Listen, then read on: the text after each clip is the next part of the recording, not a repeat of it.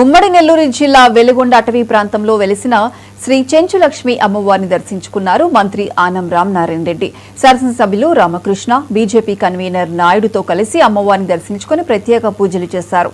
దేవాలయంలో భక్తులకు ఎలాంటి అసౌకర్యాలు కలగకుండా చూడాలని అధికారులకు సూచించారు. దేవాలయంలో పనిచేసే సిబ్బంది వేతనాలు పెంచేందుకు కృషి చేస్తానని హామీ ఇచ్చారు.